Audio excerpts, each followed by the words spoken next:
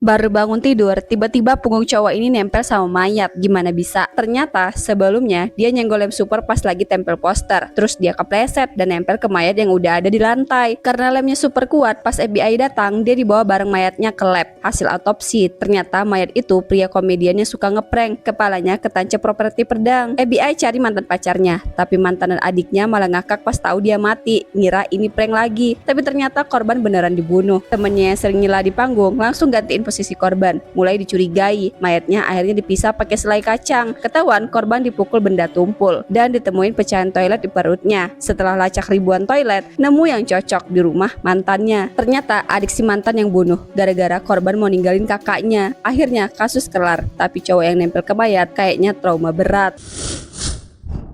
Selama 140 tahun, manusia hidup di bawah tanah. Katanya bumi udah rusak parah dan penuh racun. Semua percaya karena nggak ada yang pernah lihat langsung dunia luar. Aturannya ketat, punya anak pun harus lewat undian. Waktu sepasang suami istri ini dapat giliran, mereka bahagia. Tapi bulan demi bulan, si istri nggak juga hamil. Sampai suatu hari ada nenek yang bilang kalau ini bukan soal kesehatan, tapi soal izin dari sistem. Mulai dari situ, mereka sadar ada yang disembunyikan. Si istri yang kerja ngurus komputer nemu video lama dari 140 tahun lalu. Videonya nunjukin dunia luar yang subur dan hijau, nggak ada tanda-tanda kehancuran. Semua layar yang nunjukin permukaan rusak ternyata palsu. Mereka mulai curiga, mulai bicara, tapi orang-orang terlalu takut berpercaya. Sampai akhirnya si istri bilang kata-kata terlarang dan langsung dihukum, diusir ke permukaan. Sebelum pergi, dia janji kalau di luar beneran beracun, dia siap mati. Tapi kalau ternyata hidup, dia bakal kasih tanda. Keesokan harinya, semua orang nonton dari layar. Dia muncul di permukaan, melangkah pelan, dan apa yang mereka lihat gak sesuai dengan apa yang diajarkan ke mereka seumur hidup.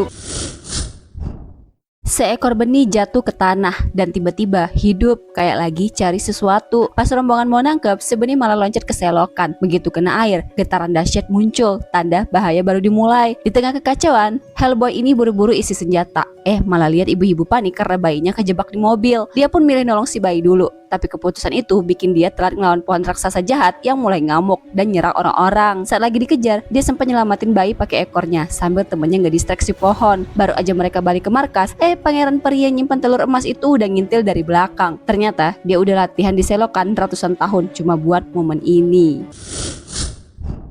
Seorang cewek lagi siap-siap mandi, baru nyalain shower. Tiba-tiba muncul cowok manusia es. Dia langsung nyamperin, pegang shower, dan dari situ yang keluar malah es. Cewek itu langsung kedinginan parah, lari keluar. Tapi si cowok ngejar dan nyerap semua panas tubuhnya sampai dia jadi es batu. Bahkan lilin di sebelahnya ikut juga beku. Masalahnya panas tubuh manusia cuma cukup buat 2 menit. Cowok ini balik beku lagi. Dia coba nyalain korek api, tapi langsung jadi es. Panik dan nelpon semua temennya, tapi yang angkat cuma cewek yang naksir dia. Mereka janjian ketemuan di kolam renang. Si cewek datang duluan, masuk pelan-pelan mau kasih kejutan, tapi tempatnya kosong. Tiba-tiba si cowok es muncul dari belakang, kunci pintu dan langsung dorong si cewek ke kolam. Si cewek berenang ke pinggir, tapi pas si cowok es celupin tangan ke air, kolamnya langsung jadi es. Si cewek berhasil naik, tapi kakinya nyangkut di kolam es itu. Si cowok es makin dekat, siap nyerap panas terakhir dari tubuh cewek ini. Tapi tiba-tiba muncul cowok yang nasir si cewek juga. Dia hajar es di kaki cewek itu, terus bawa si cewek kabur. Tapi si cowok es nyamber balik. Langsung deh dia kena tampar keras sampai mental sama cowok ini. Ternyata cowok ini juga punya kekuatan super. Dia suruh si cewek lari, tapi pas dia balik badan, si cowok es ternyata udah hilang. Baru keluar rumah sakit, bukannya rebahan istirahat, pria ini malah lanjut ritual wajibnya, masuk mesin sauna es tiap hari. Padahal sebelumnya udah sempat ketimpa mobil sampai tangannya patah. Untung banget diselamatin sama pemadam yang gercep. Disuntik bius, mobil diangkat pakai alat, terus dibawa ke rumah sakit. Tapi setelah pulang, dia cuek bebek, nggak dengerin istrinya yang udah ngingetin buat istirahat. Tetap aja maksa masuk ke sauna es. Pas mesin itu mulai nyala, tiba-tiba suhunya anjlok ke 0 derajat dan terus turun. Dinginnya bukan main, dia malah nikmatin kayak nggak ada yang salah. Taunya beneran kejadian. Dia kedinginan sampai beku. Pemadam dipanggil lagi dan yang datang kaget dong. Itu orang berdiri kaku di dalam mesin, mukanya biru. Pas dipanggil namanya dia udah nggak ada suara. Pegangan pintunya juga udah nggak bisa diputar. Mereka paksa buka pintu pakai alat. Pas dibuka dia masih berdiri kaku. Dicek udah dingin, keras dan nggak ada detak jantung. Waktu coba CPR malah tulang dadanya patah. Semua orang shock banget karena ternyata dia udah meninggal cukup lama. Akhirnya karena ngerasa bersalah, si kapten pemadam yang nyelamatin dia pertama kali malah mutusin buat jagain istrinya. Segitu niatnya. Seorang cewek jadi korban serangan si mesum, luka parah sampai harus dirawat di rumah sakit. Tapi pas dokter operasi, mereka nemuin sesuatu di dalam perut cewek ini, dan itu jelas bukan bagian dari tubuhnya. Bahkan dokter-dokter senior bingung, baru si dokter magang yang sadar itu apa. Pas dicek, semua langsung panik, soalnya itu alat bukti dalam tanda kutip punya si pelaku. Yap, ternyata si cewek nekat masukin barang bukti itu ke perut sendiri demi nyelamatin diri. Polisi langsung siaga, semua rumah sakit dikontak. Siapapun nemu cowok yang kehilangan dalam tanda kutip harus langsung lapor. Tapi sebelum pelaku ditangkap, barang bukti itu harus dijaga ketat. Dokter cewek ini bahkan harus bawa itu kemana-mana, termasuk pas makan siang. Pas udah hampir pulang kerja, tiba-tiba ada mobil ngebut masuk rumah sakit. Turunlah seorang cowok yang celananya penuh darah. Si dokter magang yakin ini dia pelakunya. Dia pun masuk ruang operasi, dicek, dan bener alat bukti itu cocok sama si cowok. Tapi karena lukanya udah lama dan gak dirawat bener, akhirnya infeksi. Dokter gak bisa nyambungin lagi, jadi ya udah dijahit aja. Pas polisi datang, si cowok shock berat. Nggak nyangka barang yang dulu dia pakai buat nyakitin orang, sekarang jadi bukti utama yang nyeret dia ke penjara.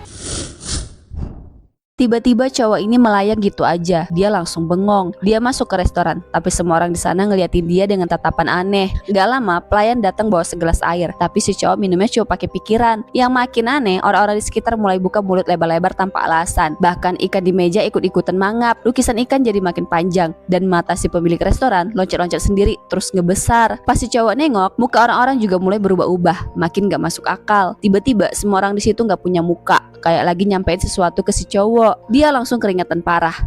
Si pelayan malah langsung sujud di depannya sambil buka mulut lebar banget. Aneh banget, tapi si cowok malah nangis bahagia. Lalu semua orang tanpa wajah itu malah joget bareng. Kira-kira mereka kenapa ya?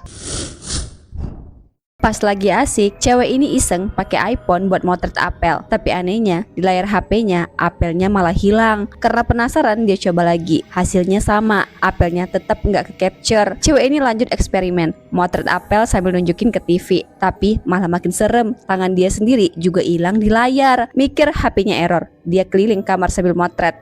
Baru aja jepret, apel jatuh dari tangannya. Kaget setengah mati, dia nengok ke pojokan, kosong. Tapi pas diintip lagi lewat kamera, muncul sosok aneh. Dia buru-buru keluar, masuk kamar lain, tetap sambil bawa HP. Di situ, dari bawah kasur, tiba-tiba nongol tangan yang perlahan berdiri, dan datang sosok seram ini.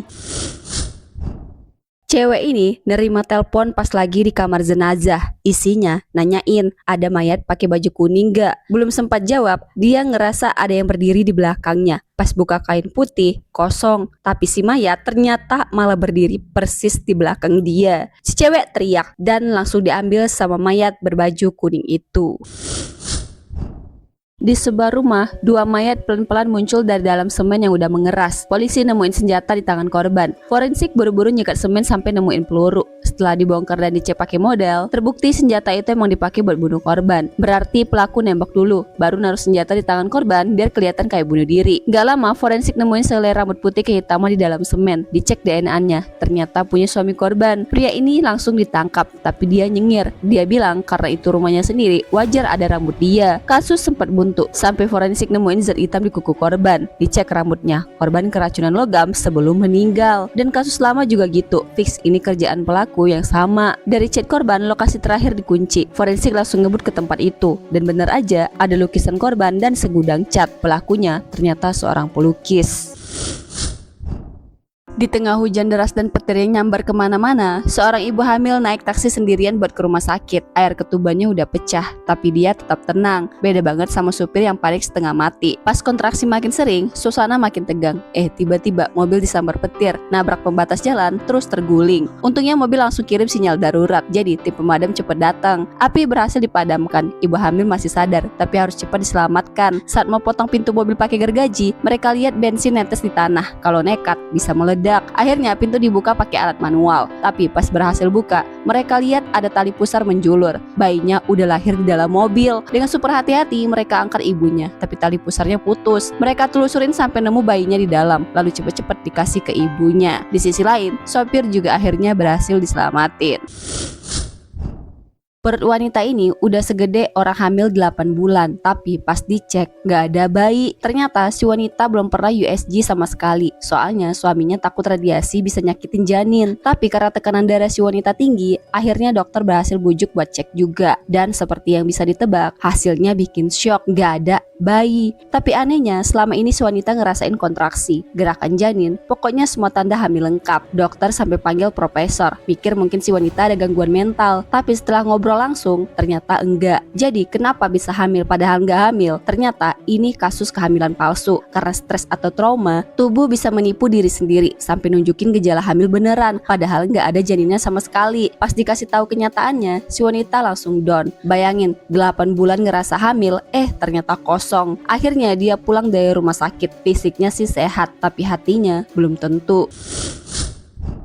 Mesin ini katanya bisa prediksi cara kematian. Cewek ini nyoba masukin tangan, 2 detik kemudian keluar hasil tulisan, mati karena usia tua. Dia langsung lega, mikir bisa hidup sampai 100 tahun. Tapi baru juga lega, dia malah ditabrak kakek-kakek naik mobil. Ternyata maksud mati tua itu ditabrak orang tua. Lanjut, cowok jomblo ikut main mesin itu juga. Hasilnya mati karena hot girl. Dia bingung, mikir bakal ketemu cewek yang hot bakal ada tragedi. Pas banget di pantai ada cewek hot minta tolong olesin sunblock, tapi dia malah nolak karena takut ceweknya sakit hati, bilang bakal nikahin dia. Si cowok kaget, tiba-tiba ada cewek kebakar yang lari ke arah dia. Ternyata maksudnya itu dia mati karena cewek yang kebakaran. Terus ada juga atlet tenis yang mau nyoba, hasilnya mati karena terjun payung. Dia bingung soalnya takut ketinggian. Ternyata ada orang lagi lompat parasut dan dia yang ketiban. Abis itu cewek ini, hasil yang keluar tulisan time travel. Dia senang pulang cerita ke temennya, tapi malah gak sengaja dipukul temennya sampai jatuh. Ternyata beneran time travel. Dia balik ke masa perang, langsung dia dihujani peluru. Terakhir ada pria gendut, dapat hasil mati karena beruang. Dia langsung parno, stop makan madu, belajar kabur dari beruang, tidur pun bawa kapak. Pas ulang tahun dikasih gummy bear, dia nolak. Tapi karena gak lihat beruang juga, dia nyantai, balik kerja, minum madu lagi. Dan ya, kamu pasti tahu akhirnya si beruang malah muncul di kotak sampah kantornya dan ngebantai dia. Katanya sih mesin ini bisa ramal kematian, tapi dari semua yang nyoba, hasilnya jadi kenyataan.